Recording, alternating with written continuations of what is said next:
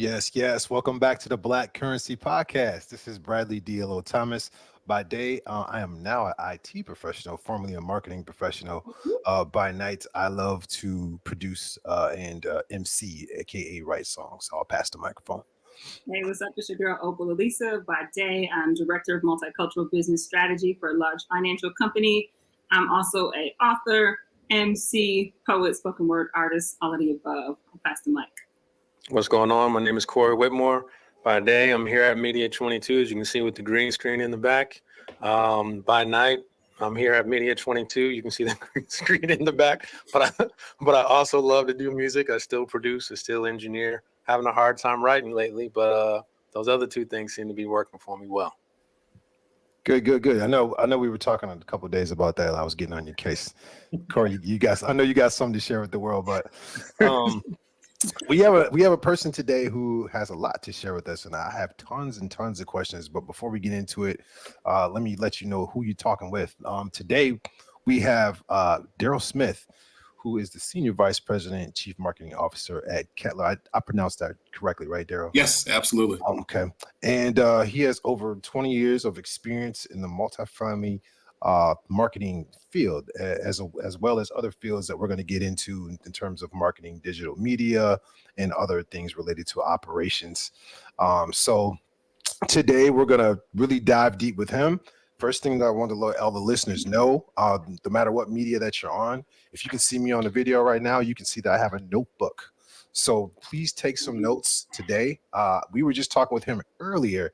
I would say literally about 2 minutes ago, I took some notes from that.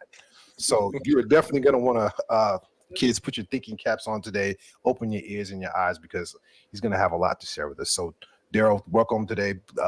Thank you for coming on the podcast. Yes, thank you. And sounds like I'm in good company of inspirational thinkers around not only my field of marketing, but multiculturalism and certainly entrepreneurialism. So I'm really happy to be here at home with y'all. Absolutely, absolutely. So you're from Alabama. You spent some time in Madison. Now you're in DC. So can you tell us a little bit about your journey becoming a marketing executive, and where it's taken you so far? So whenever I get asked that often, and whenever I answer that question, I start off by saying, if you think of the Wizard of Oz, I have followed a very long yellow brick road, but it's certainly been fruitful for me. It started in Mobile, Alabama, where I was born and raised. My parents went to school at the University of Wisconsin, and so I did spend some time in my early childhood there. And then my parents moved back to Alabama. My father got into politics and was a mayor for a little while. And then post high school, I went to undergrad at Southern University in Baton Rouge, Louisiana. Got an undergrad degree in broadcasting, and from there I moved back to Wisconsin and attended the University of Wisconsin, where I got a master's in journalism. And while there, I worked for the local PBS station, Wisconsin Public Television, for a little while. Loved it. I thought, man, I'm gonna be here the rest of my life, having a great time. Phone rings one day, I get a call from the PBS station in DC saying they were interested in me. And I was like, no, I don't want to go. And my mentor at the time, who was head of Wisconsin Public Television, was like, look, you got to take this job. It's a great opportunity. It's the number 3 station in the country. He struck me a deal. He said, if you don't like it, I'll bring you back and we'll put you in any position you want. I'm like, okay. So I moved kicking and screaming. And about 6 or 7 months in, I'm like, man, I love this place. This is great. About 6 months later, after I'd been there a year, I got an offer at the network, the PBS headquarters, which is also based in the DC area. Got to a great job there in operations, broadcast operations that distributes programming. And one day I got a call from that same mentor from Wisconsin Public Television. He said, hey, I'm in the building. I'm going to stop by and say hi. I said, all right. Met him at the elevator. We walked to my office and he said, hey, do you still want to come back? I'm like, no, I'm having a good time. This is great. I've got my second job, blah, blah, blah. And he said, I knew it. He said, I really wanted you to get out there. You're young. I want you to see what the opportunities were. And, sometimes you can't get those things back. And I really appreciated that from him. And even from the first time that I had a chance to spend some time with him, he was a really strong mentor towards me. He came into my office when I was at Wisconsin Public Television. I'd always wanted to meet him. And he was the president of Wisconsin Public Television. And he took time to come by one day and talk to me. And in 30 minutes of talking to me, he said, hey, I want to work on something for you. And I thought, he's just giving me, polite talk. 2 weeks later, he promoted my boss and moved me into her role. I had never spent any time with with him up to that point. So Mm. he was a very authentic person. That's when I would say I first learned about what authentic people are and what authentic people do. Yeah. From Wisconsin Public Television, as I often say, I spent 10 years there, and I often tell people Big Bird got his wings clipped back in about 1999 when all television networks were making the transition to digital. And so to fund that, was a huge opportunity, but yet a huge impact to the labor force. So much like myself, there were many people who were in the television environment that were laid off, and it was very competitive to get, other jobs at the time. So I had a friend who he and his wife owned a temp company that specialized in the multifamily industry. And they're like, hey, why don't you come work in our office, for a few days a week and until you decide what you want to do. So I did. And one day they said, hey, can you help fill a role on site one day, at an actual property? I'm like, doing what? And so they're like, just go fill in, help out with leasing. I'm like, okay, whatever that is. So I go to this property, end up being on the assignment for about 6 months. And about 3 months in, somebody from the corporate office was visiting and said, hey, are you interested in a job? And I, at that time, I kind of was, I didn't know what the expression not too proud to beg meant. So I work in television. I don't know what this apartment stuff is. And so another 6 months go by and I realized there is no more television for a while. And so I go back and knock on that door and I said, all right, tell me about this opportunity. And so, as they say, the rest was history. I've been in the industry ever since. And it's been a great opportunity to start a completely different career over. And I started literally from the ground up as a marketing coordinator, marketing manager, marketing director, national marketing director, and then to my current role now. And I've been very fortunate to work for initially very large national brands, the top 3 in the country, handling and overseeing national marketing. So it's been a tremendous opportunity. Lots of people who were both mentors to me, but lots of folks who really gave me opportunity that I don't think if I didn't have my brand persona, if you will, in the right order, I wouldn't have had those opportunities.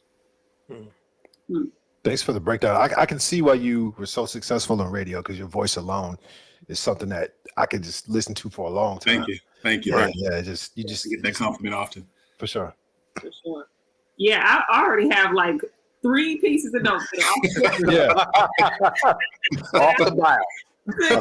Talking about. Thank you so much for sharing your story. And as you were sharing it, I could just like see you in these spaces. And one thing that just rose to the top was like, you must do really good work to have folks want to tap you and say, hey, you want to work here, or I have an opportunity for you. So I know later on we'll get into personal brand, but I just want to put that out there. So yes, that was seemed to be. There's definitely a correlation, I think, to personal brand and how individual self shows up. So yes, absolutely.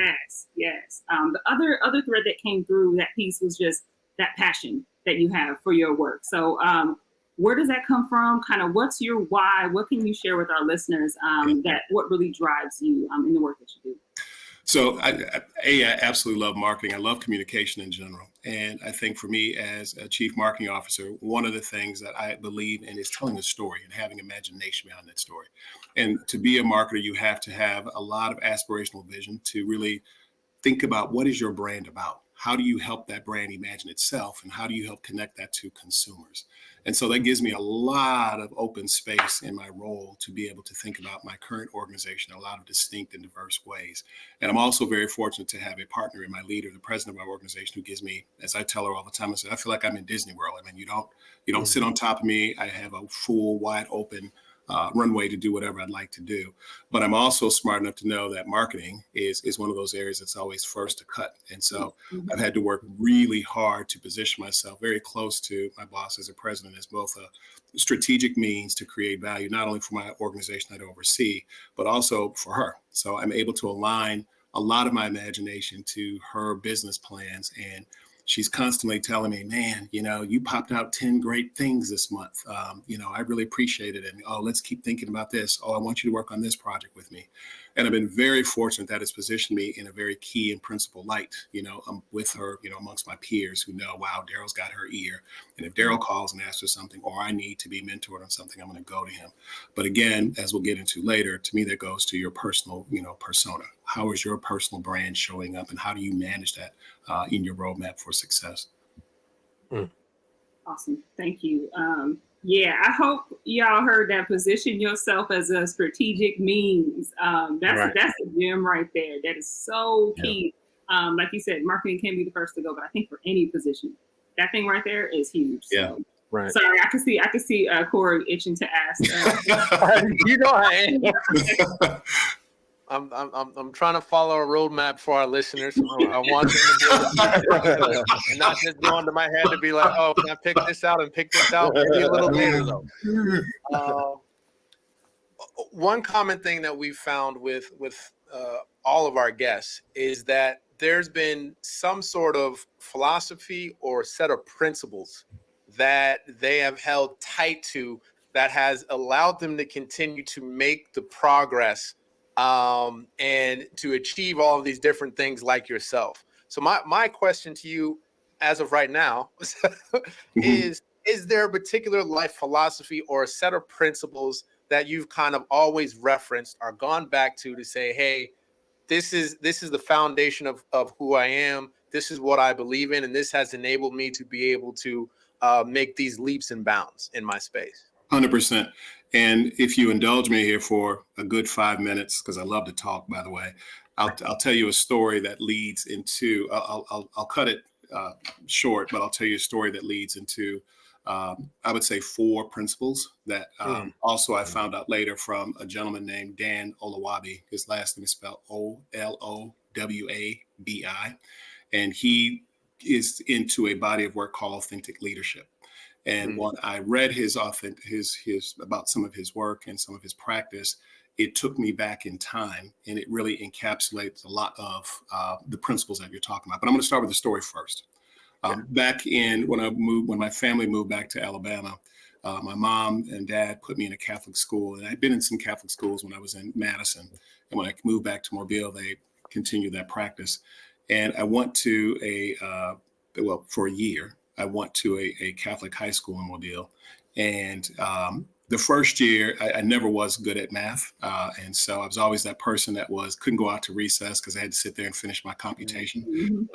And so while I was in high school, they had a system at the time, and I don't know if they still do, but they had a system at the time that if you weren't performing to what's called regular math or regular history, regular biology, you were an alternative. And the idea behind that is if you achieve a certain GPA, then you can move into the regular format. And so my mom had a PhD in education, or has a PhD in education. And so at the end of that first year, she didn't want me to go back. My dad was like, you can do whatever you want to do. And of course, at that time, you're thinking about your social status. I got to be around my friends in high school. My mom was like, no, you're going to public school. In fact, you're going to the same high school that me and your dad went to. And then that's that. So, being kind of mischievous in high school, I kind of went to my dad and was like, Dad, Mom said I can't go. And Dad, I guess you just tell her you like to go there, blah, blah, blah. We had a conversation. So the night before school started, I went and said, Daddy said that I could, which now that I'm an adult, I'm sure she was livid and saying, oh, your daddy said when I told you. Okay. So my mom, she didn't say anything, which I thought was odd. So I'm like, that's strange. She said, okay, well, we're going over to the school tomorrow. I'm like, all right. So we get in the car. She's quiet. My mom is dressed to the nines. This is 1984, 85. And so we get to the school, and the principal, who was white, my mom starts asking questions about the program. And he says, people like Daryl, typically when they're finished, would then go on to do X. And my mom said, well, can I ask a few more questions about that? So what you're telling me is, if he continues in this alternative program, and so this year, let's just say you're getting ready to put him back in it yet a second year, and yet a third year, if he's not successful, he will still be an alternative math, meaning he's not getting algebra, he's not getting geometry, therefore he's not getting those core courses that he needs to get into college. Mm-hmm. And so he goes, correct. And she goes, okay, well, tell me a little bit more about that. So then he can't go to college at this point because he doesn't have the core courses to get in.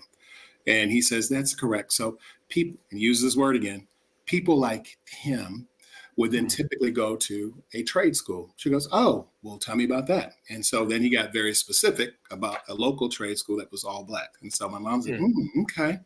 And then so she said, so let me just sum this all up. At the end of the day, when we're paying for him to get a college prep education, You're saying that at the end of the day, he will be able to go to a 2-year school. And then when he's done there, he will find a trade.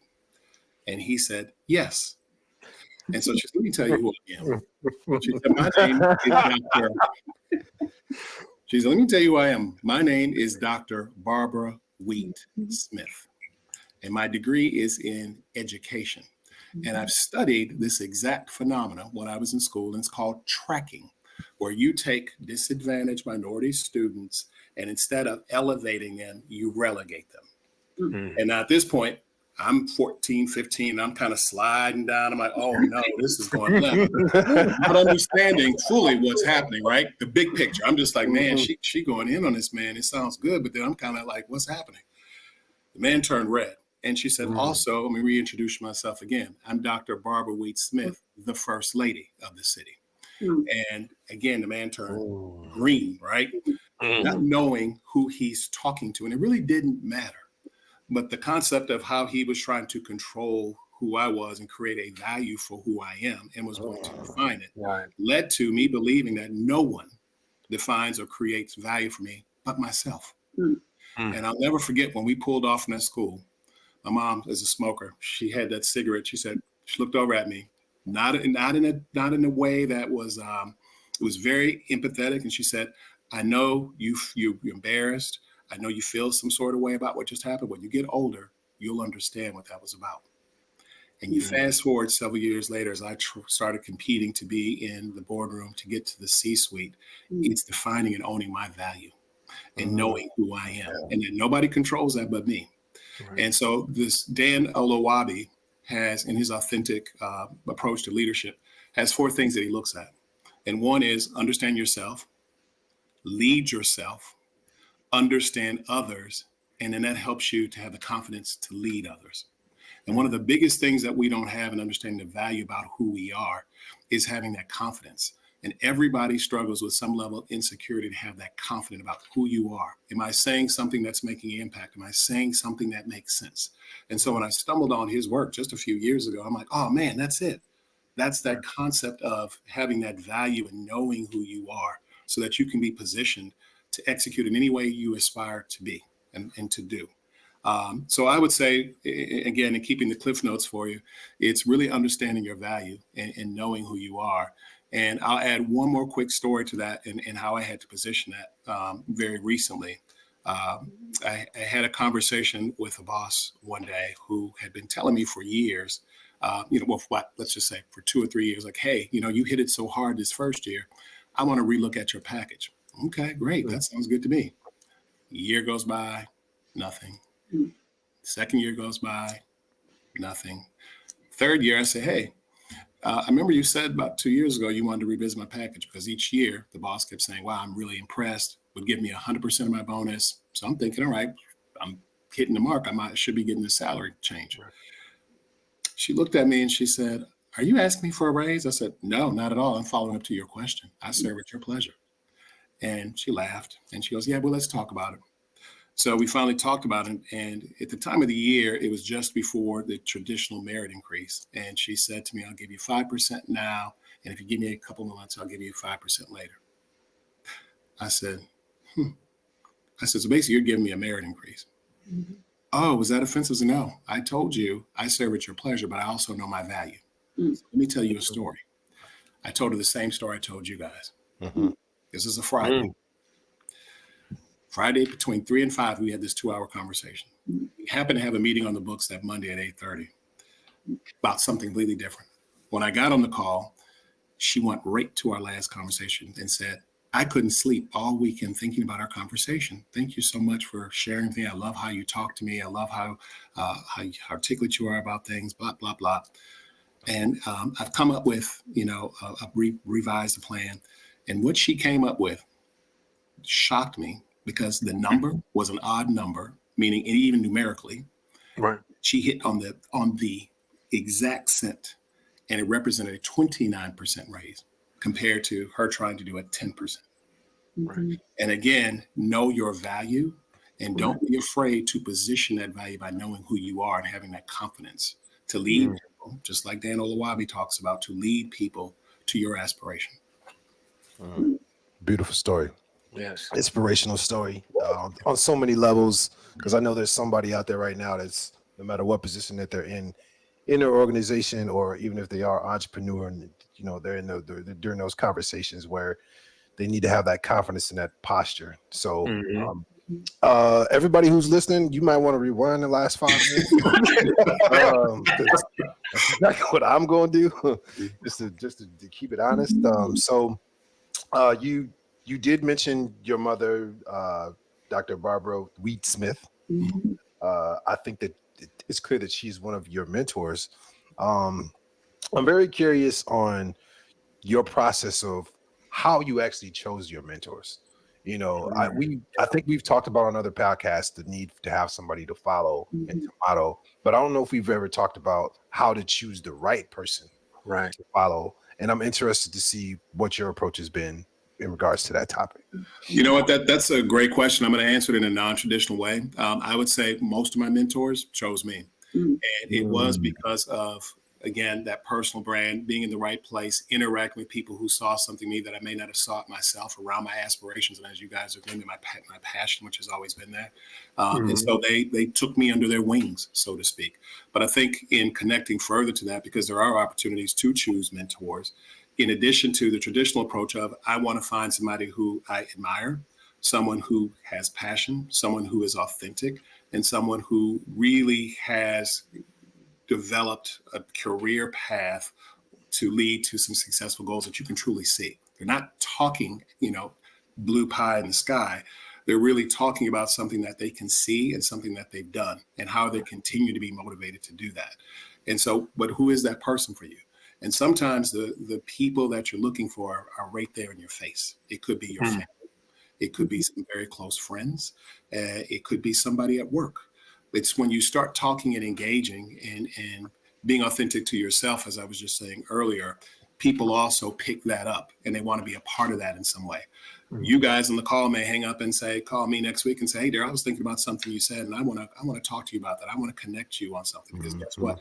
I'm a consider myself a lifelong learner. So even though I've achieved success of where I'm at now, I still want to achieve more. There's lots of things I want to do, and therefore anybody can continue to teach me and continue to nurture me around their respective space. So I think mentorship can take many different forms, but I think in a lot of cases you don't realize people are right there before you. Mhm. Absolutely, absolutely. Yeah, there's so much. Like DLO said, I rewinded that story again too, and I know your mom. She is one of my biggest and first top role models. So when you were talking about her talking to you with the cigarette, I wish they could hear it. Smooth and so Yeah, smart and so everything. So thank you for yeah, sharing that. And shout out to all the mamas who are doing that, showing up for their kids, because here in Madison and many other places, if you don't show up for Black boys every single day in a certain way, typecast real quick. yeah, So shouts out to her for doing that, and for you for capturing it. Like you said, you're 14 and 15, you're absorbing it, but you take yeah. it with you this whole time. So I wanted to get into, marketing is a huge piece of business, but really wanted to understand, what characteristics do you see in a leader? And one of the things that already has come through in both the story about your mom and you, and that story with your boss and leading to that raise, was just the poise that y'all had, right? Like you had it all and you held it, and then you let it go in such a, all I can say is poised way. So what are some of those characteristics? And do you agree with that poise piece? And then what are some other characteristics that you see? 100% agree with the poise piece. I think the poise piece comes even more importantly for people of color, where Mhm. you are typecast so that when you are speaking up for yourself, whether you're a man or woman, you start to get this dissension of, oh, if you're a Black woman, you're this angry woman and she's mad. How dare she speak up for herself in the way she's articulating herself? In other cases, if you're I'm crying and I'm so upset, I don't know what's going on, I'm helpless, then you get a power structure that feels like I have to help you, I can help you. But if you're a Black woman, there's a threat. Similar to the woman's experience, Black men also have to be thoughtful about how they articulate themselves, how they express themselves, because equally that can be perceived as threatening. I've had people act like they're afraid of me when I speak up, like, oh my God, he said something so, and I've never been spoken to like that. Yep. But Bob just told you basically in the meeting you were dumb and you didn't even you didn't even say anything. He just talked down to you, but now I'm talking to you in a more thoughtful way, and somehow that's threatening. And to that extent, my father, rest in peace, when I was a little boy, would always sit in the kitchen. I would look at a dictionary. And I think this is how one of the reasons why I got into communications was we would spend time looking at words, understanding what they mean. I was always asking what something meant. And so whenever I started getting to work environments where I would write, when I had an opportunity to speak, people would always say, "You're so articulate." And I could take that in two ways. Some ways it was like, great, you're being authentic. Other ways it's this shock. Who are you? Where'd you come from? You're different. And that I'm not supposed to represent that because there's this typecast, there's this bias that's being played. So I think it is important, again, for you to understand your personal self, your personal identity, and that value, and be confident about what you're saying and how you present that so that people truly receive you. If not, they're going to get hung up on all these other things that they're looking for. And when they don't see them, that smoke sort of blows away and they're allowed to fully see you. They're allowed to see you as what I call visible. Some people don't see you as visible, and some people do. And visibility takes a lot of different format, but visibility in its own sense means you recognize me for who I am. And I could be a lot of different things. I am not one thing. I'm a diversity and representing a community that's all things. And so, but that's a path, right? And I don't necessarily hold the band up for all the different groups that I represent and all the different groups I'm a member of. I represent a segment of the diversity of that. So I think, it's extremely important to what you asked. That was so deep what you said in terms of the line where they get hung up on looking for the things that they're looking for to see. Right. I like how you separated that from the you as an individual and how you see yourself, because that's very important. So wow, that was, thank you. That was absolutely. That goes right into the branding, public persona, and a number of other things I would almost love to go on a tangent right now about. Let's go. From behind the Let's scenes. go, Curry. I'm staying focused, y'all. Many times with our guests, and some listeners I've talked to, sometimes they feel intimidated because we bring on a guest and they have all these accolades and of all these things that they've accomplished. And the recent conversation that I was talking with someone about was it's all a process. And in the music world, we used to use, we don't do CDs anymore, but compilation. Yeah. Where it's a combination of of a couple of different things. And I try to explain to folks like there's always steps in levels that someone is building. And now you've seen a lot of the folks that we've had on, now you're seeing all those things that make them up to be who they are. I give an example with my journey, and my first business was having a record label. And my second business now is more media based. But I couldn't do this job without having the experience of doing the record label stuff. All those lessons helped me to prepare me for this next step for this business. It wasn't that, I just had the answers and, it just all came to me. I was able to jump into it. No way. If I hadn't had that previous experience, I would not be able to do what I'm doing right now. So with that being said, what for you, especially in the with WPR and the public television in that space, what are some of the things that you were able to take away, some of the skill sets you're able to learn that really helped to build you up and build up that personal brand? Yeah, I would say there's a couple. One, most importantly, was just the field practice. So at Wisconsin Public Television, I transitioned from the journalist side of things to more of the operational technical sides, meaning the delivery of the programming to on air. And that was valuable for me because actually, I should say it fostered my love of technology and innovation. And so I was very fortunate in the role that I had there at 25 years old. When I got that promotion that I spoke of earlier, I was elevated to a role where I had 25 people under me, and it was all in the tech operations center. And that was a pretty big responsibility. And that group was responsible literally for what was called master control. And that just means with the 3 channels, they would actually hit the buttons to run the programming. I would help with the scheduling, and then I would also manage the team that would be there for each one of those services in their training at that time. And so my roles after that in television were all around technology. And then when I got to PBS, I got into station relations, which coupled with the innovation and technology, I started to learn, how does a brand communicate? How does it express itself?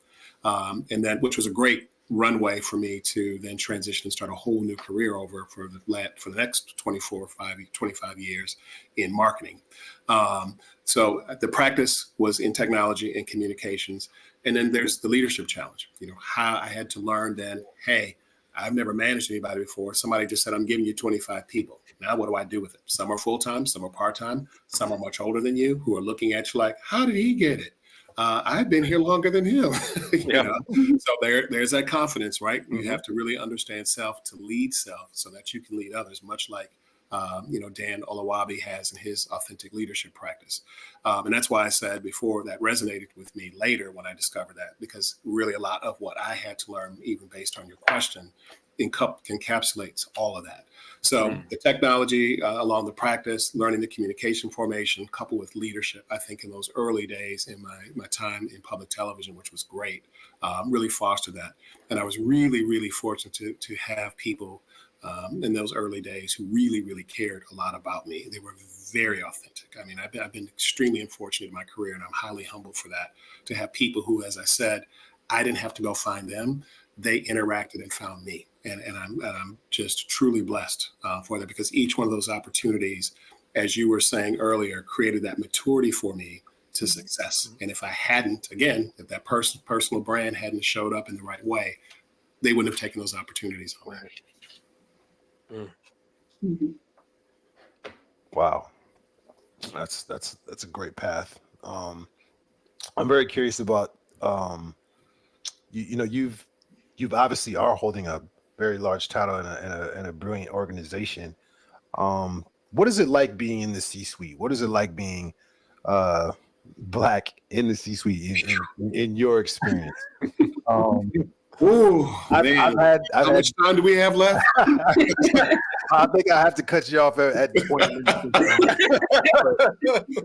I'm very curious to see what he was holding on to that one. It's a deep one. It's a powerful one. And I will tell you this.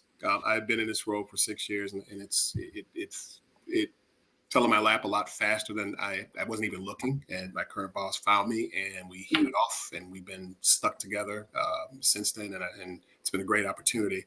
But a lot I've had to learn through that. And Corey, when you were asking your previous question, it is a compilation, and I call it maturity. Just like I use my strategies to demonstrate the investment that I want out of a budget, how it's going to mature for the organization to have an impact at what given time, and what does that mean for revenue.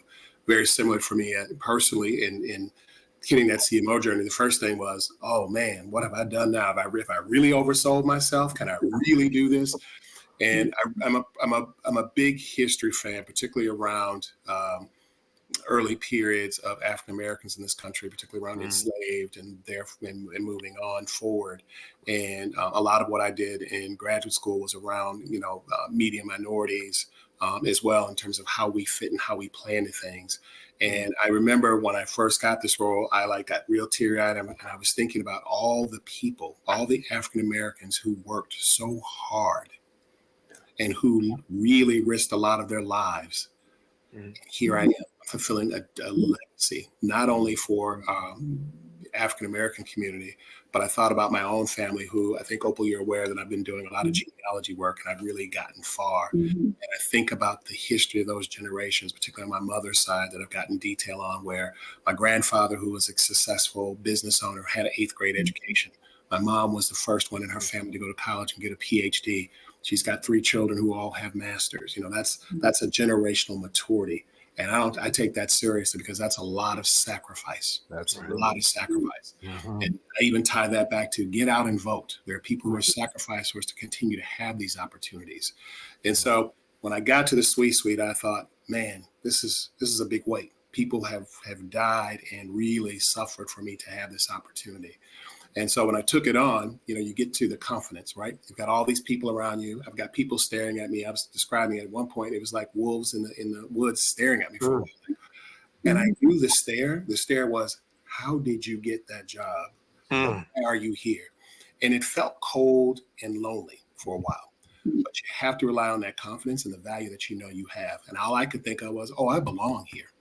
I belong here. The compilation, the maturity of my success has brought me here. I belong here. And so it started off the next level of maturity in my success and really understanding then, how do I transition to this next level? Because that is a different persona. And you really have to challenge yourself to be authentic in a lot of the ways that I said about how you communicate, how you execute your personal brand to get people to connect to you. How do you disarm them? How do you get them to respect you? And guess what? There's going to be a large percent that may not. So how do you manage them? At least enough to know, don't come to my electric fence because you're going to get electrocuted. I tried to work with you one way, but you can't say it that way, right? You have to say it in a powerful way that they truly understand and respect you at the end of the day. And I know that words are the most powerful thing you can have in your persona to communicate who you are, to get that respect, even when they're not respecting you. I met a woman a couple years ago. I was a chair of a conference, a big innovation conference in my industry for a couple of years, and I had the pleasure of introducing her. And I was walking down the hall to go to the main ballroom, and I suspected she was in front of me. And I said, "Hey, are you so-and-so?" And she said, "Yeah."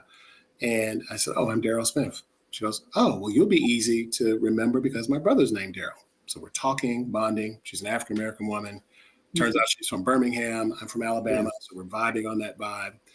And we asked for each other's card because we were clicking so well before everything kicked off. And she looked at it and she goes, "Oh, you really understand, don't you? You're going to really enjoy what I'm going to talk about." This lady is one of the most powerful speakers and has the best story I've ever heard. But it turns out she is the CEO of the Dallas Mavericks. Oh, wow. And her name just escaped me.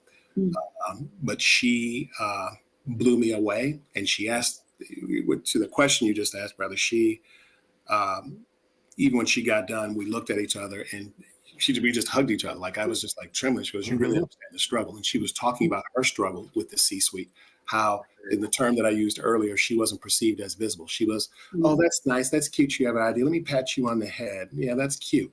But how do you earn your space so that people not only see you as, "Oh, he's here for diversity. He's here for window shopping. This person's here for that." And for a while, I truly thought my boss that I currently have, who I absolutely respect her to tears, I was having a conversation with her months after I started. I had assumed, I was like, "Man, I love her. She's showing this world like, look what I went and found. And bam, he's here. Deal with it."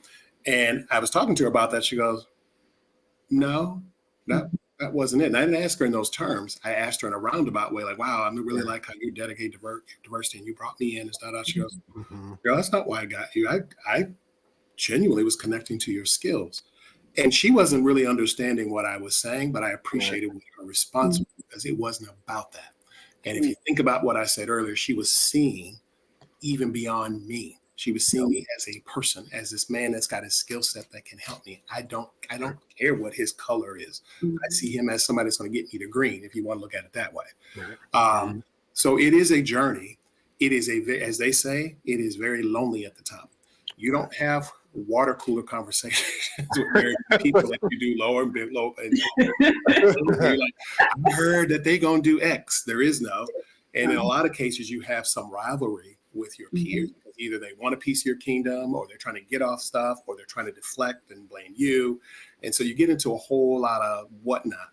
And so, I had to learn how to play and participate in that. And then also, it's not just for me. I've got a whole team and 4 or 5 departments under me too that need me to have that value so that they can have the respect and that they can have those opportunities. So having that confidence to lead myself in that change is important. But I knew I belonged there and this was where I needed to be. And I wasn't going anywhere.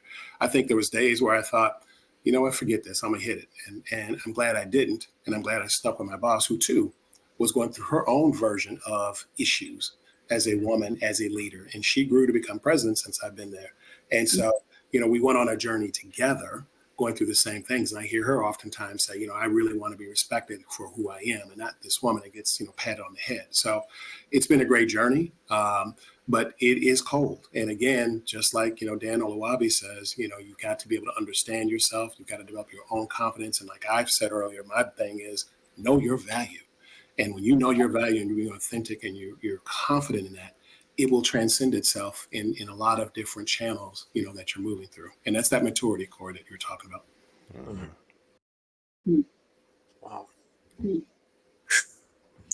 I mean, another quotable, just like the maturity of my success has brought me here. Like so many gems. Like that's the one that I'm going to put on a sticky note, put my mind monitor. When I feel imposter syndrome all up. Right. Ooh, you said so many good words, but that piece I just have to stick on. And I wanted to get into talking about traits of a good leader, but after you just shared, like that's way too basic.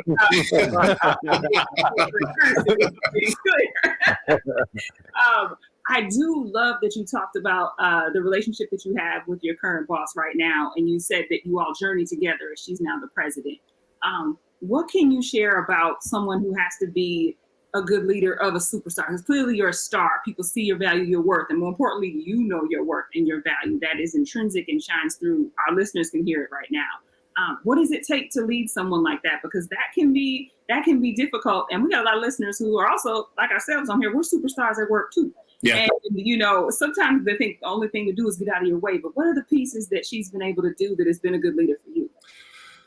Number one is, and again, it goes back to those 4 things about understanding yourself, leading yourself, listening to others so that you can have confidence to lead others. If you're not comfortable with yourself, you won't be successful leading somebody else to the success. Let me make that more transparent.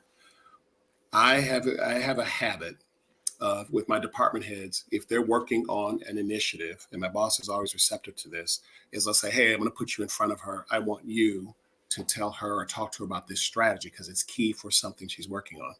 She conversely loves that because she's like, you know what? You're not intimidated by them. You're not trying to hide them. You're not trying to take their work. You're a good leader. You're putting them in front of me.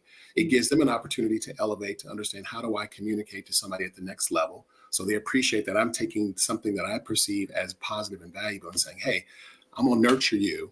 It's so important and so valuable to what the company's doing. I'm gonna put you in front of somebody. I don't need to take it and go and say, oh, look what Bobby Joe did today. But no, here's Bobby Joe. That's their visibility. And I'm comfortable enough, again, confident in who I am, that I've set a strategy.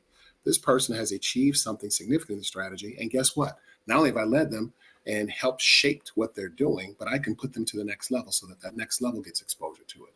And my boss loves that all day long. And so for a leader, as you mature, you've got to know that there's different levels of people. And so how do you listen to them to understand how to nurture them so that they respect you? I have team members who I consider specialists. They're my department heads. Some of them, I've done their roles before. Some I have not. And in any case, even if I have, I don't sit on top of them. Some worry about like, hey, the department head came from your area. I bet he gets on you all day long, but I don't.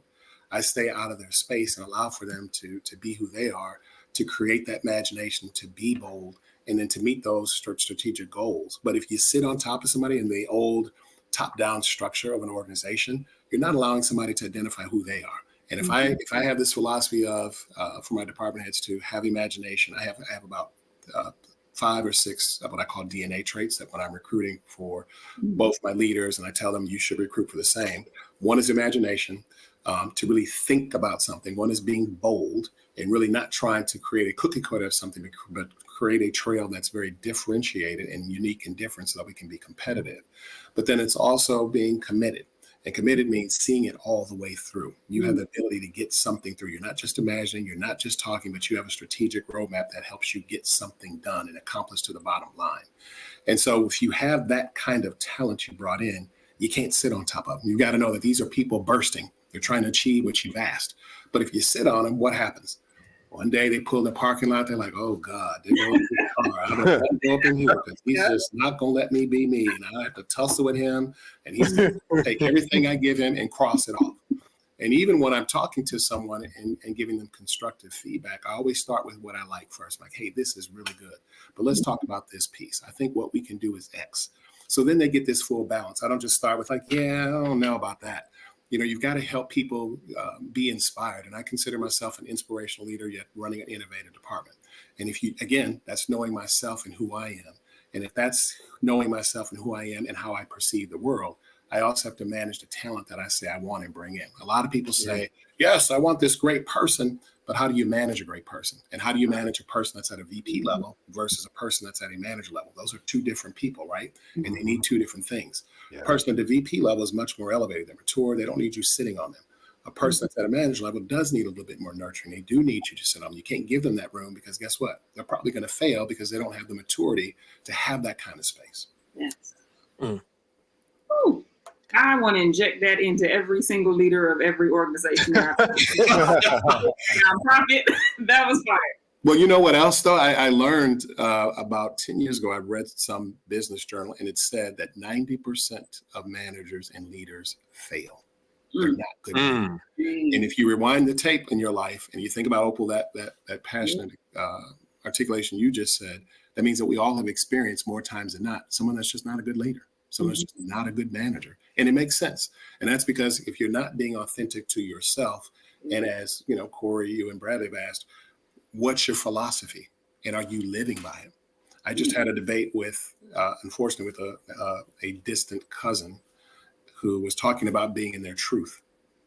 And I thought in my mind, like, are you serious? And it really comes back to what we're talking about, because if you're living your truth, people don't have room to doubt. They have room to respect and understand. And it's a difference. And I hate when somebody uses, and I'm glad you guys have asked a lot about philosophy and can see in my story how the philosophy has continued to mature itself. But you can't just say idle words. And when you're talking about managing team members, they know the difference in today's most popular word, authenticity. They know the difference because it's not just saying it in words, it's living it, and it's also making it actionable.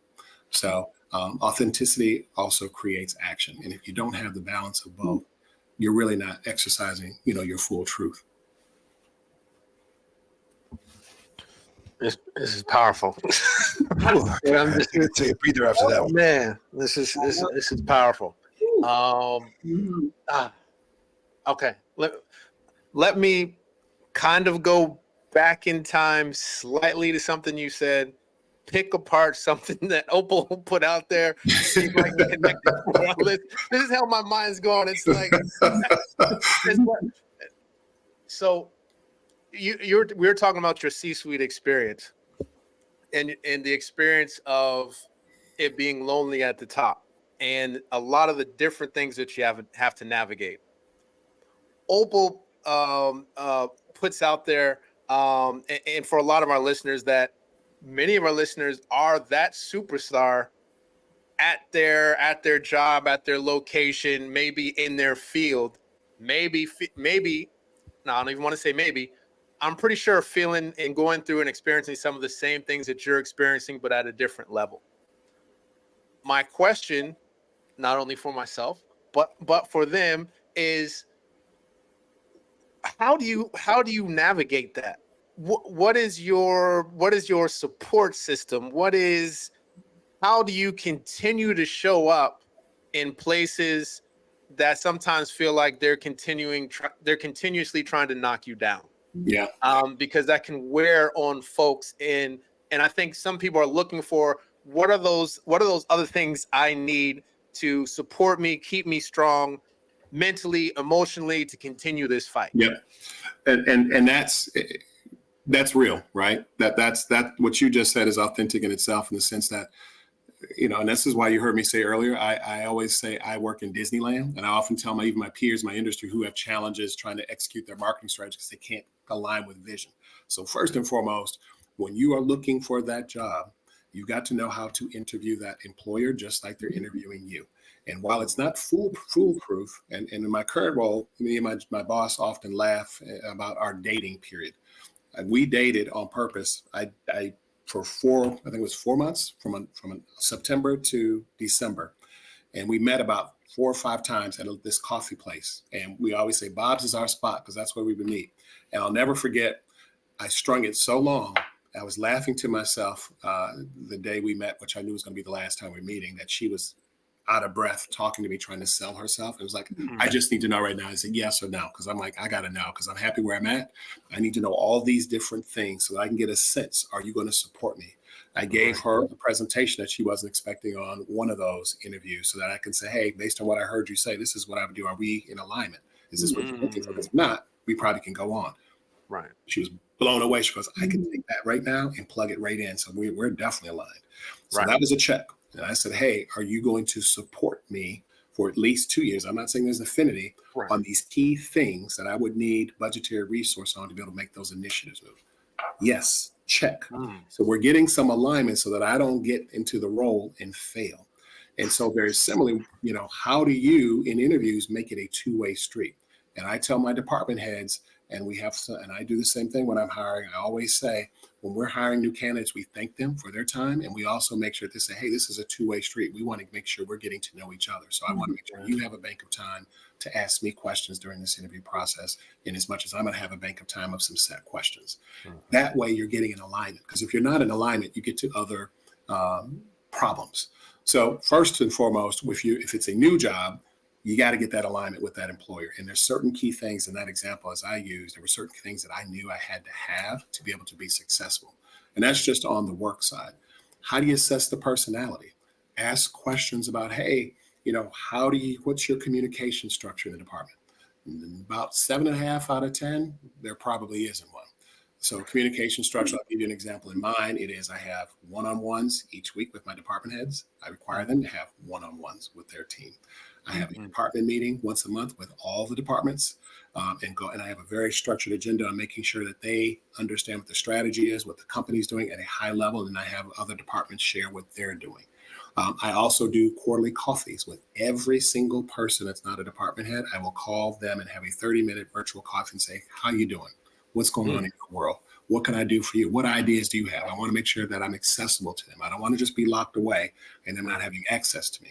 But that then, if somebody asks me that, which they do in interviews, they'll say, hey, how do you communicate with the team at your level? Do they get exposure? I'm like, yep, here's the structure. And people always say, wow, that's great. Because then, again, I'm setting this course of I care, I'm interested, your ideas, what you're doing matters. So you also have to interview not only for the practice and what you think you can do, what are some of those leadership traits? How do they communicate? And communication is one of the best ways to figure out how they will probably transact. So let's just say you're past that. Now you're in the environment. So that's pre-environment. If you're in the environment, one, you've got to assess how long have you been there? One, assess what have you learned? And then assess where you're trying to go next. That's step one. Step two is the person that is currently responsible for you able to do that? Are you going to get a maturity to success with that person based on those 3 buckets? Is 2. 3, if it isn't that person, also, whether it's that person or not, contrast that with the company. What is the company trying to do? And how does that still align with the maturity of where you're trying to go for your success? Is it still possible or is it not? If it is possible, and if your stakeholder is not balanced to that, then maybe there's another opportunity in another department, or maybe there's another opportunity under another person. If that's still not there, then you have to accept that reality and move on. Some things aren't for everybody. And you also have to assess the size of the company. Smaller companies tend to have more weight on roles. So if you feel like, oh my God, I'm just so tired, I'm doing every single thing. You probably are, because it's a small company, but can you handle that? I've worked from at big companies. Now I'm at a medium-sized company where I have a lot on me, but I love it. I thrive in that. It's not for everybody. And so if you're in a large company, conversely, you may be very, very specialized because there's about 1 billion people. And so you feel like I can't get my hands on more and it's too hard to grow. So you have to assess the company coupled with the environment that you're in to understand what's your pathway. And I think, and I'm glad you asked that question, I think more times than not, people get stuck. I've gotten stuck before. But I always kept a dream on where I wanted to go. And so you have to still keep your eyes on your own prize. What is your aspiration? And if you take those sort of steps that I just described to understand your maturity for success, it'll start to elevate for you. And guess what? Knowing your value You don't have to have a job. We have to have a job to survive, right? But we have to have a career. And a career will foster your passion for your success. If you're not doing something you're happy and you're not working with a partner that's making you happy, or as I say about my boss, I feel like I'm in Disneyland, it's probably not the place for you. And guess what? I know I'm very fortunate because, and the other thing I will tell you about being very fortunate is I finally concluded 2 years ago. I was talking with some peers and we were just, now we're at this point of, I'm just tired now. We're at the kind of the last part of the runway of our careers. And one of the things we concluded was there is no utopia in a job. There is no perfect job. It doesn't exist. And I think we've been programmed for so long. I got to leave here because I got to get this job. When really it is, let me manage myself at each job to know, what do I want to get out of this job? And I've asked myself that probably for the last 3 or 4 jobs I've had. I finally understood that and said, what do you want out of this job? And when I start checking the box every year, did I get it? Am I growing? Am I doing these things? Do I stay? Or do I start looking for something else? Because naturally, you can hit your ceiling, right? You can grow and say, dang, I'm not doing everything. I'm not excited. But I don't think the average person realizes that's because you've grown and you need something else. And either it's in that environment by those different boxes that I just mentioned, or you have to go somewhere else. But we spend too much time on that hamster wheel, spinning, because we don't understand how to put ourselves in a perspective for success, meaning how do I break myself down to what I'm looking for and what I aspire for? And am I around the things that can help me get there? That was the perfect litmus test for folks in these jobs. Yeah. Broken down piece by piece. That was Yeah. amazing. Thank you. Yes, my pleasure. Yeah, I'd like to work with some AI to get the manuscript. I'm dead serious because you broke that down in a way where it's, to me, it all leads back to your personal brand. I'm going a little bit off the script here, and I know that you keep bringing that up, and it's so important. And you've kind of talked about some of the elements of developing out that personal brand.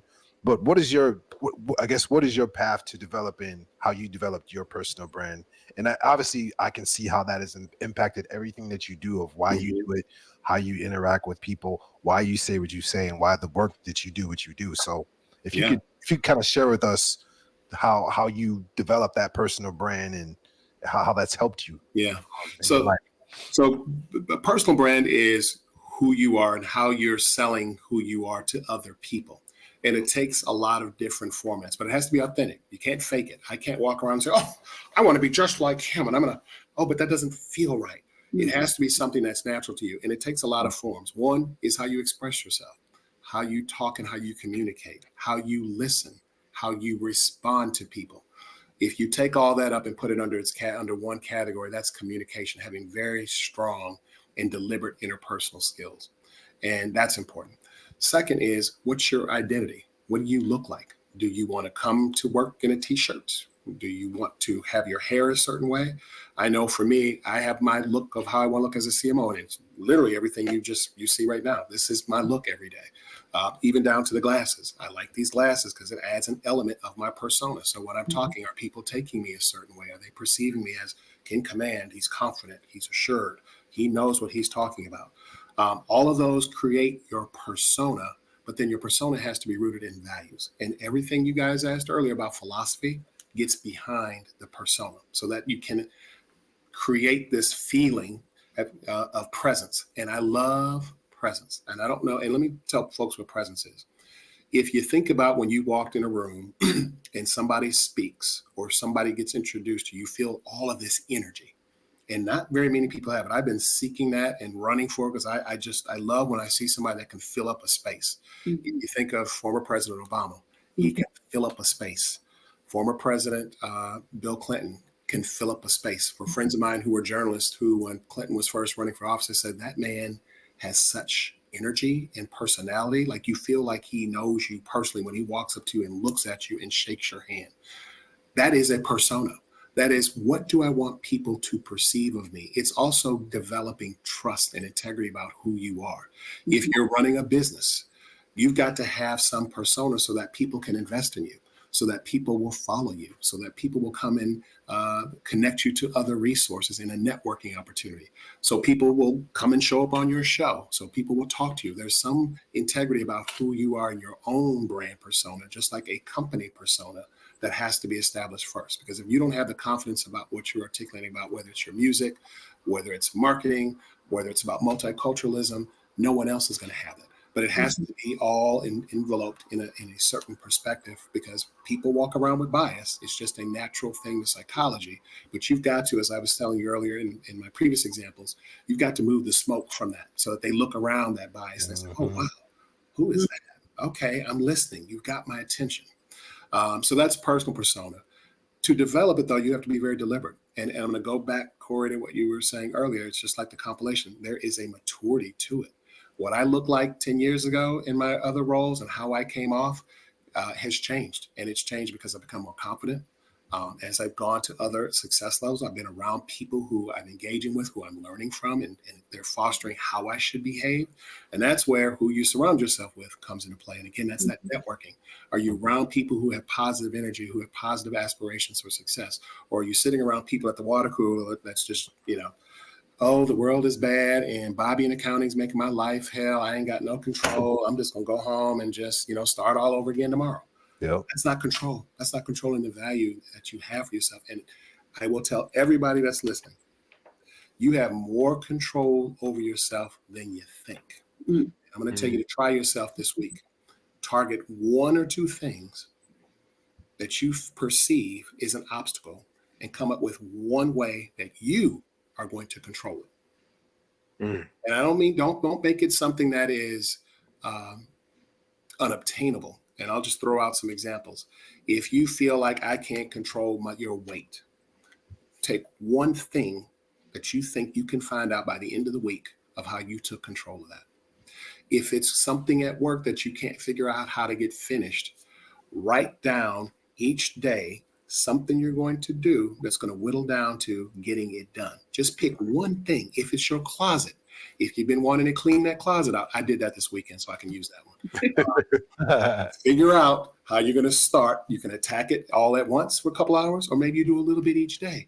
But that would demonstrate to you how much you're controlling things that you perceive are obstacles in jobs and career and launching a business. All of those things that you have aspiration on that may seem so foreign and so far away are actually more obtainable than you think. But you got to do something. Success in anything you do isn't something that rings the doorbell and say, hey, success is here. You ready to go? You've got to go outside and find success and bring them home with you. But I think that persona has to be nurtured in how you're outwardly perceiving the world. And it's also, radiated in the philosophy that you have about the world, much to all the great questions that you guys have asked today. Thank you. I don't know about y'all, but I got lists of homework for me to do after that. I mean, I feel like I should pay you. Then I feel like my company to them for what I've learned here. Oh, so dope, so dope. I wanted to get into, I think a lot of the stuff you said, and you dipped into it a little bit too, the personal brand. We got a lot of folks who are listening who are entrepreneurs, and everyone on the screen with you has at least one LLC too that we're working on. So how do you translate some of those things into your own, small business brand or the business things that you're doing? How do those things show up for that? Well, I'm glad you asked that one, because I have worked with a lot of small business people who I was telling my sister recently, I'm like, man, I have such a passion even for the smaller business owner, because there's so much to help them with, but there's barriers to them getting their brand out there because of the cost, right? And so how do you support them to help them elevate? And one of the things I've noticed about small business owners is, one, not having a full defined personal brand doesn't help them speak to the vision for their company brand. And here's, I'll give an example. I was at a friend's birthday party this summer, and they hired a bartender who had been established in that market. And the bartender showed up. By the way, the deliverables were a standalone bar, a single bartender, signature drinks. The bartender was late due to a vehicle issue. Then when the bartender came, the bartender needed help from the guests to get the equipment off the truck to set up. which is now about an hour and a half, 2 hours into the customer's party. And then by the time the bartender was fully set up, about half the guests had already left and didn't get to experience what the person that bought them there to do. Kind of worked through, the customer worked through that. And then the next day, the person came back to pick up their equipment, which they should have dismantled and taken with them, but not. But then came back and yet still needed help getting everything taken out.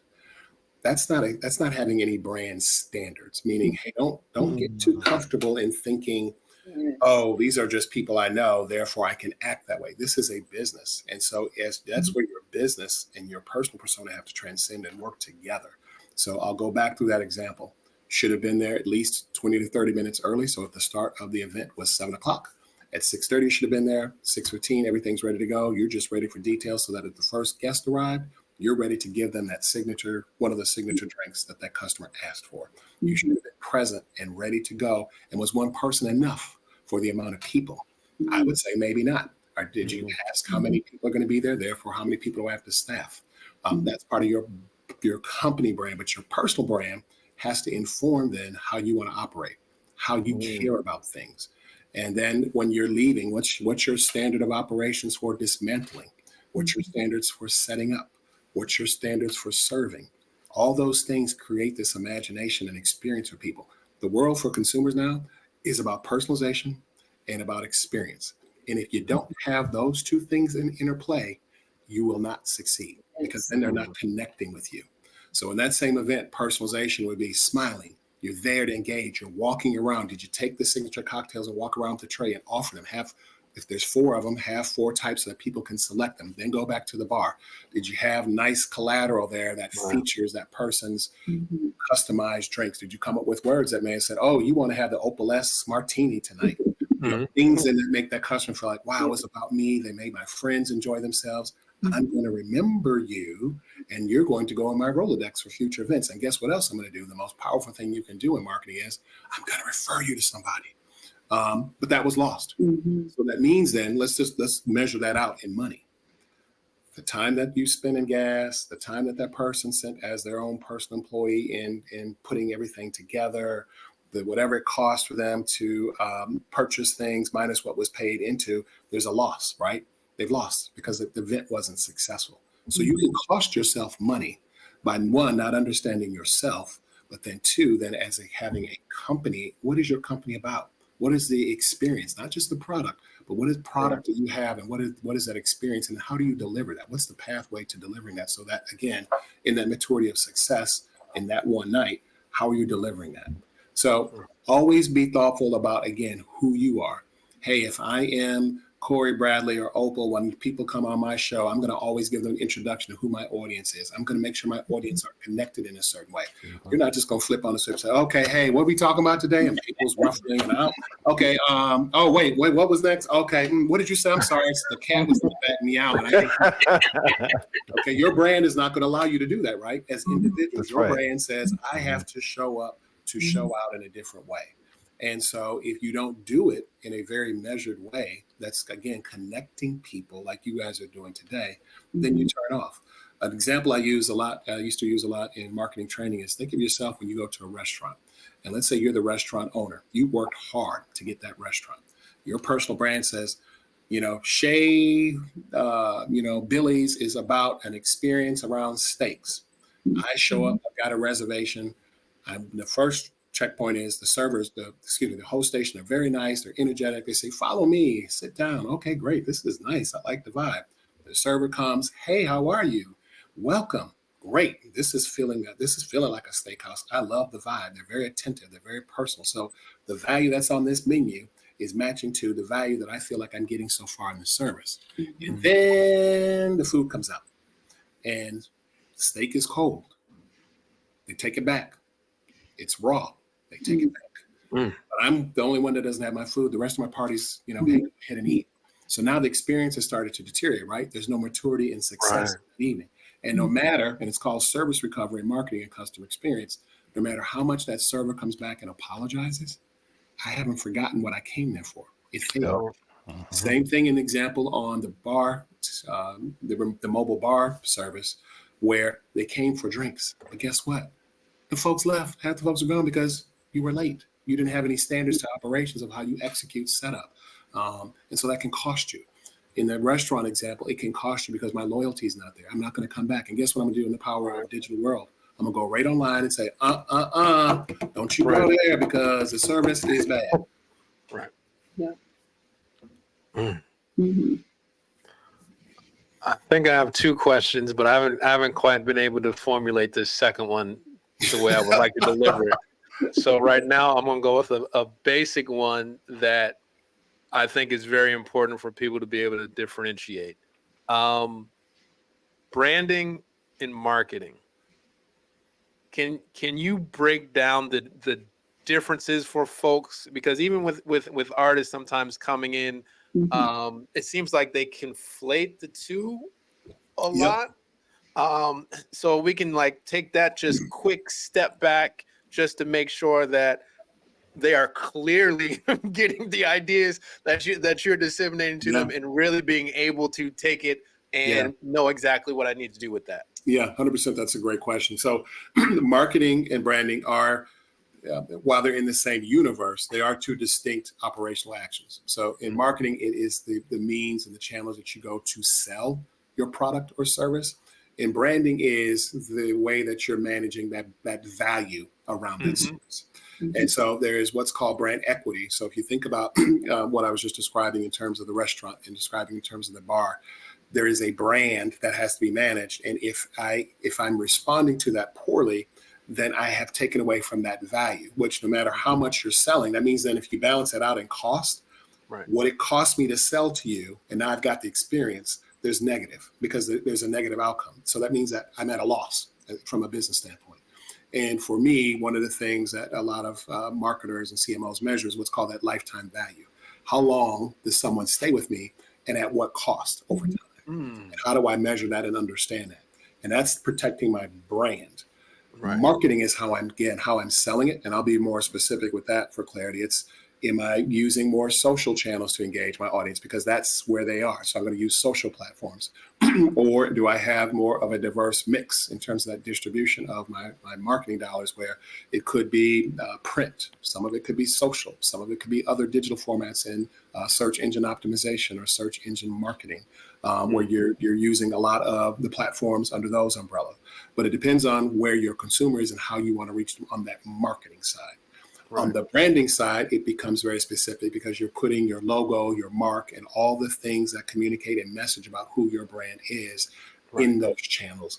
They could also be community outreach. It could also be what you give back in terms of what's called good corporate citizenship, meaning, hey, as a brand, I do this for the community, because that also is a similar form of selling, but it's also creating some value about your brand and who your brand is. So there are two distinct things, but they also have a relativity and correlate to each other because they have to be in balance. Otherwise, your ROI is not going to be fluid. You're going to cost yourself money. And so a lot of people don't realize, and that's a big mistake when you're having a small business, not having those defined brand standards for your organization, meaning how do I operate? Because if I'm not managing that, everything I did to try to bring someone in is at a loss. I just went through this with our company last year, where I just finally flipped over the table to some of my operational partners who we laugh about now a year later. I'm like, I told y'all about 20 times.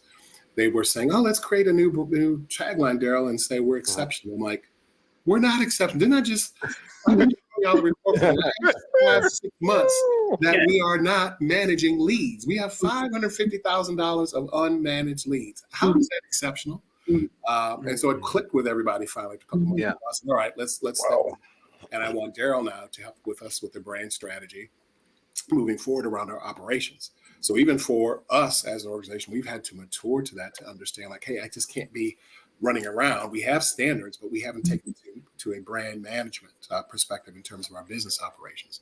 And that's where I see a lot of our small businesses failing to make that connection. Part of the question, Corey, on marketing is one thing. That's the investment to get someone, but then you've got to manage that brand. Right.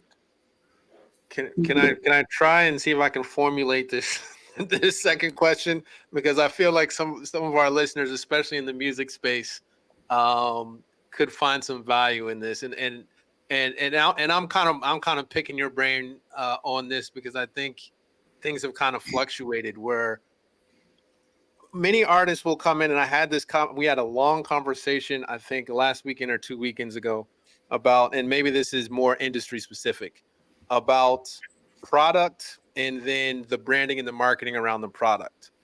And the argument was the artist kept hammering me about, I'm ready to go because I got the product. The product's good. I came here with the product. You heard the product. I got quality product. Let's go and put this to market. My thing was, they ain't looking for you. You have no established brand. The product is good. I agree with them. The product was good, but you don't have an established brand.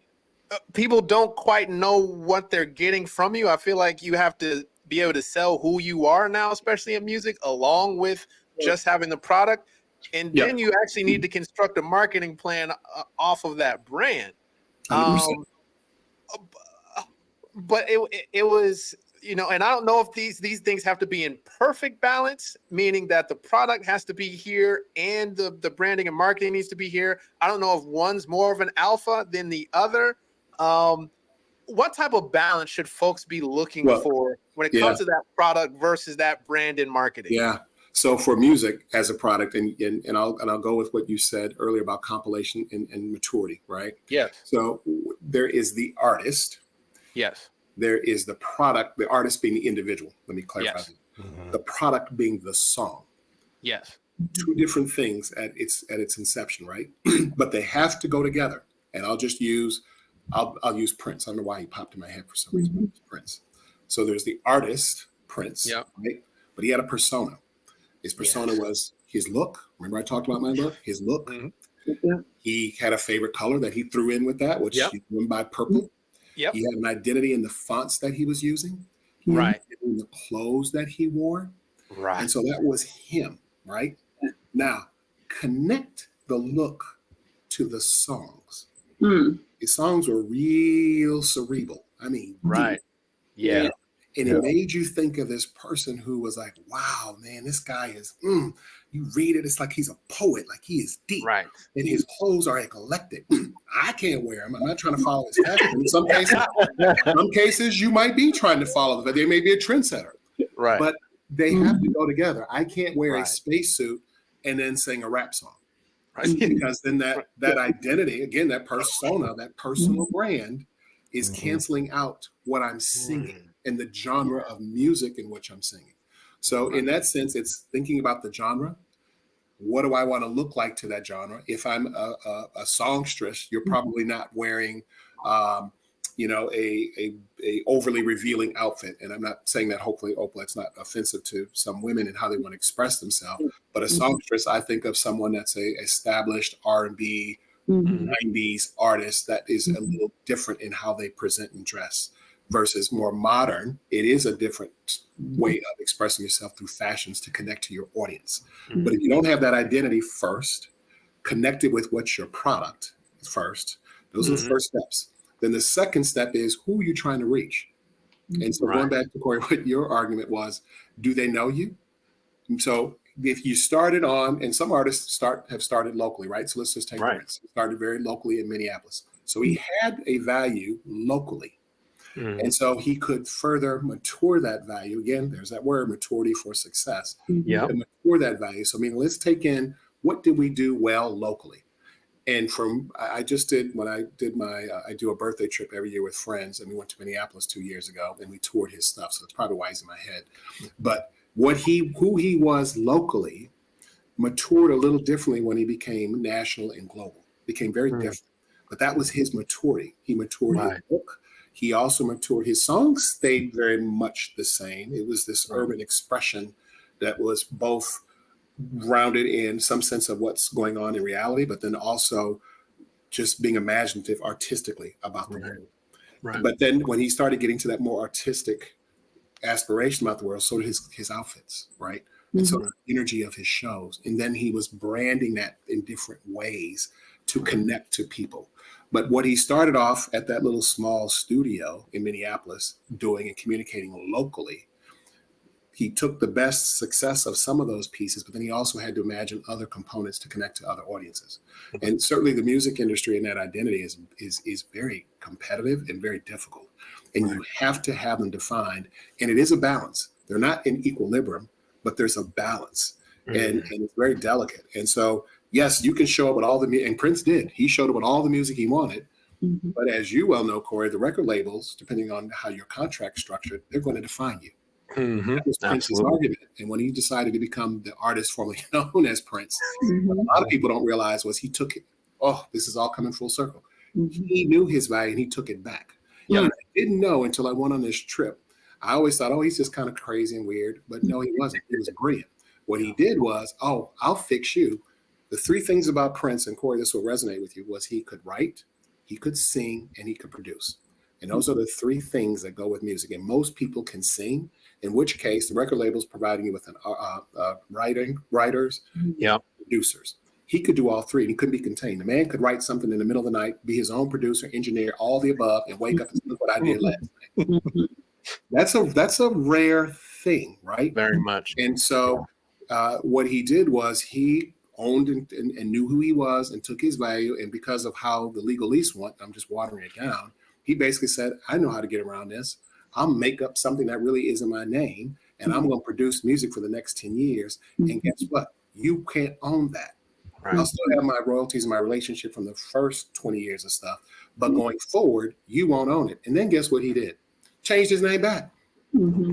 Again, he took control over that. But all of that, and it goes right back what you said earlier, Corey, it's compilation. It's a maturity. It's steps. And I think what happens is there's an eagerness sometimes when people step out with business, or again, in this case, you've got this identity about who you are. There's a lot of ego that comes into play sometimes. And you've got to be able to check that ego and have some reality and grounding yourself to know I've got to be patient and take these steps to get to where I want. It doesn't happen overnight. And certainly in the music industry, that's so competitive and it's so much stuff to be conscious of. If you go too fast, you can also fall very fast. Yes, absolutely. Perfect. Now I just got to cut this part out and then have them. My job is done. Thank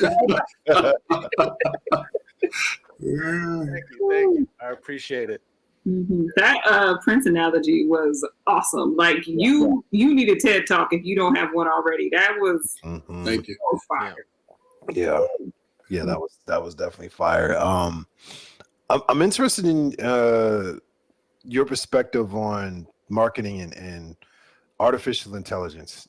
I've been seeing a lot of tools online. I've been seeing, Chat GPT. I'm not gonna lie, I've used it for email many times. Yeah. Get together like ideas that are just kind of scraped together and kind of prompted it, how to use it. So I guess what's your thought on this new technology and how it's going to be used in just in marketing in general, branding and business operations? Well, perfect timing for that question, because I do a multi-year marketing strategy, and I'm getting ready to do 24 to 26. And as part of that journey, I had my boss lock arms with me, I should say, in the last 2 months, where I've been going to some of my current marketing vendors and trying to understand what their blueprint is. How can they help me elevate to the next level with that? And a lot of what I do, the end user is our site level people, our leasing associates at the site level, and some of their managers, and how they deliver the experience to the customer for sales and for resident experience. And so it's things like, how can I make their life more efficient on the requirements that I have for them in their daily requirements through AI.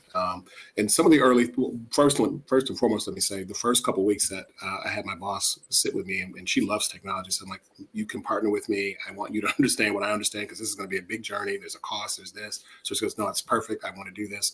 So I had her sit in some meetings, and we both, by the end of that week, were like, my head hurts. Like, this is both scary, and it is very complex. And depending on your particular business practice, you really got to understand it, because it's getting to some scary levels. On the scary side, one of the things that Google is doing, which is both, it's kind of upsetting the apple cart, but they have a nobility in why they're doing this, is that the opportunity for fraud is going to be even. It has potential to be exponential. Oh, sure. And so now I don't think for those of you who use, if you're familiar with an app called Reface, or Giphy. Yep. You used to be able to find artists on there and stick your face onto it and ha ha ha. And I use it a lot. I still use Reface a lot, but I used to get famous people and put my face on it, friend's face, and send it out. I went back in March to do it, and I couldn't find anybody. I'm like, where's everybody at? I can't find all these faces. And I realized, oh, with AI now, there's all these legalities that are coming out to protect people's identity. But even with that being a form of entertainment, in the world of AI, you can take that to a whole nother level. So on the political level, even for governments, someone could potentially imitate a head of state and cause some national security challenges. And so in some, you really have to start thinking about what are those guardrails you have to put around your business practice to do that. A partner that I'm working with that has a bot that we use currently, we were going through that with them, and they've already built over 400 and some thousand guardrails around the system just to protect consumers when they're interacting with our teams and what's going out and what's coming back. Yeah. And there's this thing in Chat GPT right now that's called hallucinations. And hallucinations basically means in the content that you're trying to build, when you ask it a question, you have to understand that the content is only relevant up to the year 2021. So anything that may be beyond 2021, and you're asking a question on, that content that comes back can be wrong. And that's what they're calling hallucinations. So if you say, write me a speech from, the debate last night. It may come back and say, in 1976, George Bush said, blah, blah, blah, blah, blah. And it's like, oh, that's wrong. And it's because right now the content has not caught up with, the governance and how that AI is being extracted. So you have to have a wall around it to understand it. And the way we're perceiving it is, and was told by a vendor, is we're no longer creating content, but we're supervising content as you're using AI, because you're going to have some ability to understand, like, yes, I asked for something. Yes, I got it back. But how do I then have a operational standard that I can see what it's saying to say, yes, this is approved, and it moves on? And so Google's doing a lot to try to ensure that businesses are authentic and who they say they are. It's painful on the other hand, because you have to reclaim your business over and over again. And once you get down that dark hole with them, because they're all algorithms. And by the way, there's no phone number for Google, not one. And they're the only business I know that can get away with it. Some days I wish, I wish we could not have a number. The residents don't get to call us and yell at us about stuff. But, they're the only people I know globally, and I call them the digital mafias, that can get away with not having a number. And so what's very frustrating is they're going through this verification process as they're taking their platform to the AI model. It's hard. And while you can go to other search engines like, what's the new one? DuckDuckGo. Yep. Say there's no spy, there's no blah, blah, blah. That's great to an extent, but if you're a business, it isn't, because the biggest engine right now is Google. And so they control, when you really stop and think about it, they control the world. And so anybody trying to understand that, particularly a small business, you really want to start doing your homework to understand what's the current governance, what's the controls around your practice. And again, as you're going from not being a content creator to a content supervisor, what does that mean for your business practice every day? Because it's exciting, but it's scary. And a lot of the folks that I've been talking to on the technology side, the technology providers, have said, hey, this is going to rival the internet when it came out. Like it's a whole new direction of being able to engage. It's exciting, but just understanding the concerns around it is key. So that's on the bad side. I would say the bad side, on the things that you really need to be conscious of. On the positive side, your ability to really be able to engage your consumers in a much more robust way is exciting. And again, now that we're out of the brick and mortar opportunities to have a business and we're more in the digital space, that's only going to be much more enhanced. So for you to have a business now, may not have to have an assistant or have to hire other people or outsource. You now have the opportunity to do it yourself. There's not only what's called conversational AI tools, which is what AI is built off of to engage. There's also formats that also can help with artwork. I just had one the other day pop in my box. Like, see how that was going to work for. I have a creative services team, so I want to understand. Okay, what does that product typology mean for them, and how are they going to better engage? So there's lots of different platforms within that conversational AI that can engage your business, but you really got to start doing your homework. There's a lot of folks coming out saying, I've got this chat GPT, I've got this AI tool. And again, what's your business about before you step into that? And it's early right now. So you don't want to go too fast because everybody's popping up with some, I would say 1.0 format, but it's a very elementary format because it's a highly fastly evolving, technology. Mhm. I love the way you put folks serving as supervisors for the AI, for the content Right. versus creating the content. That was such a cool way to put it. Really nice to articulate that. I want to kind of build off of that piece too. You mentioned earlier, I think when you were talking about PBS and going into the digital era, and I think you said something like clipping big birds' wings. Yeah. What parallels are you seeing, and what do you think, as you're always talking about building and maturity of success, what has gone through that allowed you to kind of approach AI with this? It just seems like you have a very calm position of here's the good, here's the bad, here's what we need to look out for, versus somebody who's getting flustered thinking about their creative folks and jobs. That's a great question. And I've thought about that in other perspectives recently, but you've made me think about it a different way. And I think the reason why I have that calmness with it is one, that maturity of my success and having to have on board and rolled out technology in different organizations, knowing that there's four phases, if you will, when you're rolling out technology for adoption in your respective organizations. One is you're going to have early adopters. Those are people, and by the way, it's not just these four stages of adoption aren't just applied to when you're doing something in your organization with technology, but it also applies to consumerism in general. So when new products also on board. So you have early adopters who are like, yeah, I got to have that new iPhone 57 2B. I don't care if it's $9,000 off the bat. I got to have it. And then you've got the adopters when the product then has now been in the market. And so, Corey, also think of this perspective when you're talking to your artists.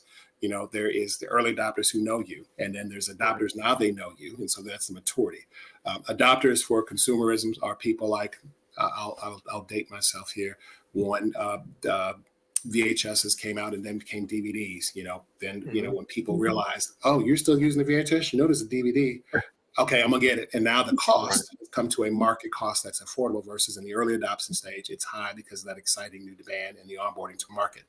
Then you get late adopters like, oh my God, you still using that old raggedy? Nobody use that. Nobody use CDs anymore. It's all about streaming. And so then consumers, I know, I just haven't bought it. And of course, that price now in the market has gone down. Right. Same thing where you can overlay to those artists. How is their persona maturing and being adopted? And then you have resistors who just usually don't find value. And it's usually it usually can be defined by generational. So you have your boomers and maybe your Gen Xers who don't see a value in certain things versus your younger generations who are all about technology and they're more proactive and engaged with it. Whereas like I use my grandparents when and this is really old, when call waiting came on, I would be at my grandmother's house on the phone, baby, get off the phone. Somebody trying to call me. Anybody trying to call here because then beep. Right. But for $6 and for their generational, they just didn't see the value of having call waiting. So they just didn't do it.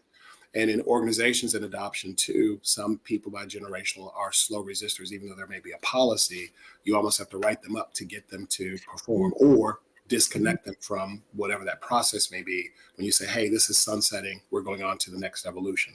And so having gone through that, I understand that there's that word maturity to that adoption and that technology and understanding that it isn't, as I say often, it isn't one and done.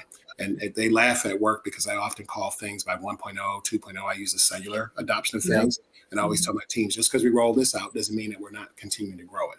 Right. And so I think that's what gets me to that, Opal, is I've done it enough. And even in my own personal experience, I can look back and say, wow, I remember when phones didn't, when there was call waiting. I remember when there was no cable. I remember when there was just 3 channels. And all that has been an evolution for me as a personal consumer, but also as a business consumer and business leader, as I also understand that transition. And even back to my days at PBS, that was pre, HD. And I remember thinking, you can splice up channels. I wonder what that's going to look like. So we can have 12 channels of one. What is that going to mean? I understood it conceptually, but it wasn't until it was launched. I'm like, aha, now I can see how this signal got spliced up and digitized in a way that you can do more with that signal than we could when we were in the analog format. Nice. And we've seen that with music too. It's evolved in video content. It's become streaming, and you can see the clamps and governance there, just like with AI. There's those governance that's going to happen, just like if you guys remember Napster, when that was one of the first. Had to put some governance on it, right, to manage that content. So think of AI in that same context, that just like with streaming, when streaming first came out, there was all these legalities that had to be defined. It's going to be the same way now in content supervision. I feel like we're gonna need an update on this type of conversation in about a year. Yeah. Oh God. Yeah. It's yeah. fast. Yeah. The way things are moving and how many people are now getting into that market. Yep. It's really incredible. Every day I see 5 different ways to do things via AI. And it's just really changing, industries, and including the industry that I'm in, a whole heck of a lot. So, absolutely. Oof. All right. I want to be respectful of time, and hopefully, if we send something out, in a year, maybe we can do that update with you, and really gather that perspective of where things are going. Because I still got some old questions, if I'm gonna be honest. From stuff off here, and then once I edit it, I'm probably gonna have a few more. But we are interested, and we are always interested because we pick up some great titles. What are you reading? What book recommendations would you give us right now that you think would be of interest to us and our listeners? Yeah, so I just started reading 2 things. One is Stacey Abrams has a book called Lead from the Outside, which when you read things sometimes, I often don't read it for its specific context, but I also read it for what is it conceptually saying and how can I apply that strategically and philosophically. And so I would almost describe it as a handbook to leadership. And it also takes some perspective too on different groups, from women, people of color, LGBTQ, and how those groups can lead in environments that are traditional, if you will. And so if you consider looking at her story and how she came up and was, the speaker in the Georgia House, and then how she went onto the political scene, certainly she's got a lot to inform through that. And so I'm about halfway through that. The other is a little bit of an older one by Julian Bond, and it's called Black Leaders on Leadership. And it looks at a lot of segmented, more political themes on leadership and how to engage in that space. And again, these are, as you can hear, they're all leadership titles for me at the moment that I'm into. But those are 2 that I'm currently looking at. Beautiful. Yeah, those ones, both of those sound great. Stacey Abrams is just brilliant. Yeah, she's just one of those people that's like, anything you do, I know you're going to be successful. You're going to be at the top. She is brilliant. Yeah. And she's not getting, I think, enough credit or full appreciation around taking Georgia purple. I think she was a huge part of, she was the big bomb that dropped in the water and created that tsunami that got that state purple, which is coming from the deep South in politics. That is phenomenal. Absolutely. So folks, the listeners got 2 good ones to start with on top of some of the other ones that we recommended. But man, we appreciate you so much for coming on and taking the time to speak with us, indulge us in some of our questions and things of that sort, and really incredibly informative. And I really hope folks really dig into this.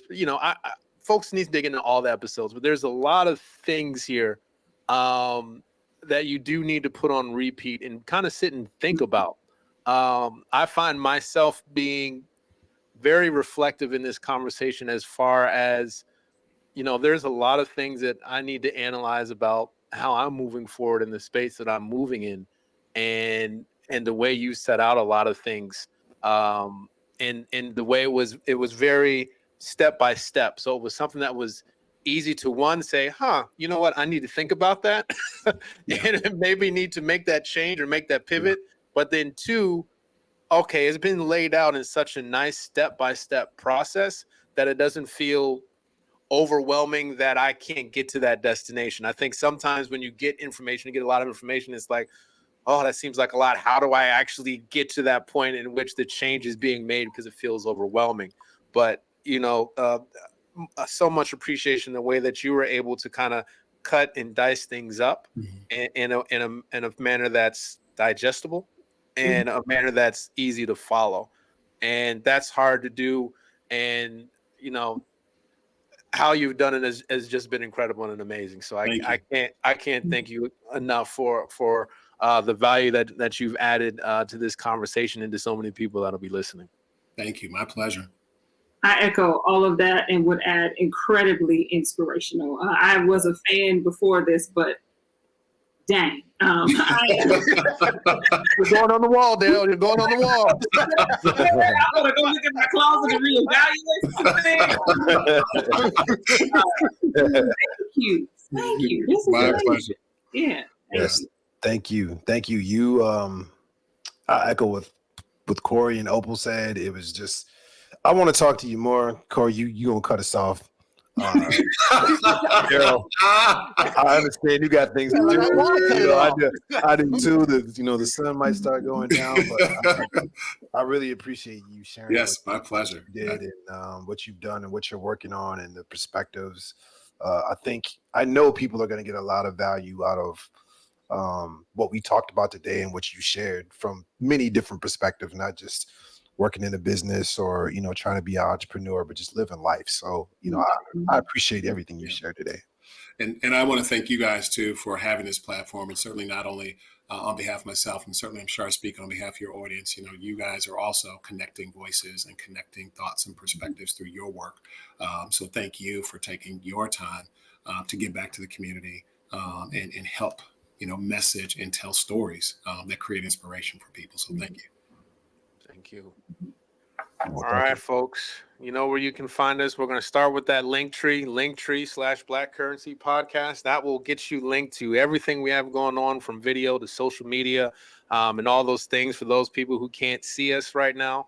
I'm going to still shout out some of those other links. Social media, make sure to hit us up, Facebook and IG at BLK Currency Podcast. If you're looking for the video, you can find the video at Spotify, but you can also find it on youtube.com/radio22. And you can find this episode and some of our previous episodes at myradio22.com/BLK Currency Podcast. If you tune into Radio 22 Monday through Friday at 8 a.m., you will be able to hear some of the older podcasts and some of the newer podcasts we'll be pointing out. So if you go to the myradio22.com, and you can go and listen in wherever you're at. Mr. Smith, I appreciate your time and you joining us today on this podcast. We can't thank you enough. Thank you. All right. And for our listeners, we appreciate you listening in. Let us know what you think. Please leave your comments, ideas, things of that sort. And we'll catch you all next time. Have a great one. Peace. Peace. Peace. Bye.